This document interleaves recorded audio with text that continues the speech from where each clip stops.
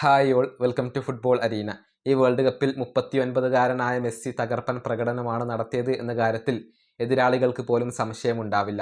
Final മാറ്റി നിർത്തിയാൽ ബാക്കിയുള്ള എല്ലാ മത്സരങ്ങളിലും മെസ്സി മികച്ച രൂപത്തിൽ കളിച്ചിട്ടുണ്ട്. ഒരുപാട് മത്സരങ്ങളിൽ മാൻ ഓഫ് ദി മാച്ച് പുരസ്കാരം സ്വന്തമാക്കാൻ മെസ്സിക്ക് കഴിഞ്ഞിട്ടുണ്ട്. 8 ഗോളുകളും 4 അസിസ്റ്റുകളും ഈ വേൾഡ് കപ്പിൽ മെസ്സി സ്വന്തമാക്കിയിട്ടുണ്ട്. എന്നാൽ മെസ്സിക്ക് ഗോൾഡൻ ബോൾ ലഭിച്ചില്ല എന്നുള്ളത് ആരാധകരെ സംബന്ധിച്ചിടത്തോളം നിരാശ നൽകുന്ന ഒരു കാര്യമാണ്. കൂടാതെ സോഫ സ്കോർ ഒരു ഡ്രിബിളിംഗ് കണക്ക് കൂടി ഇപ്പോൾ പുറത്തുവിട്ടിട്ടുണ്ട്.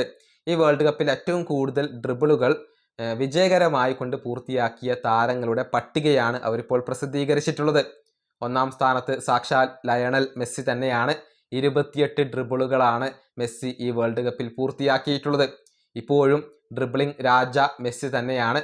6ാമത്തെ വേൾഡ് കപ്പ് കളിച്ച മെസ്സി ഈ പ്രായത്തിലും 28 ഡ്രിബിളുകൾ വിജയകരമായി കൊണ്ട് പൂർത്തിയാക്കി. 2-ാം സ്ഥാനത്ത് ലാമിൻ യമാലാണ് വരുന്നത്. 27 ഡ്രിബിളുകളാണ് യമാൽ വിജയകരമായി കൊണ്ട് പൂർത്തിയാക്കിയിട്ടുള്ളത്. 3-ാം സ്ഥാനത്ത് ജൂഡ് ബെല്ലിംഗ്ഹാം 18 ഡ്രിബിളുകൾ. 4-ാം സ്ഥാനത്ത് വിനീഷ്യസ് ജൂനിയറും ഒലീസയും വരുന്നു. 16 വീതം ഡ്രിബിളുകളാണ് ഒലീസയും വിനീഷ്യസ് ജൂനിയറും പൂർത്തിയാക്കിയിട്ടുള്ളത്. ഇങ്ങനെയാണ് കണക്കുകൾ വരുന്നത്.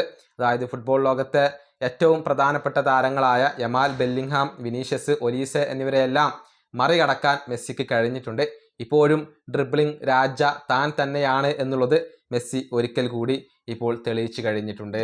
ഈ വീഡിയോയുടെ അവസാനിപ്പിക്കുന്നു. അടുത്തൊരു വീഡിയോ കാണാം.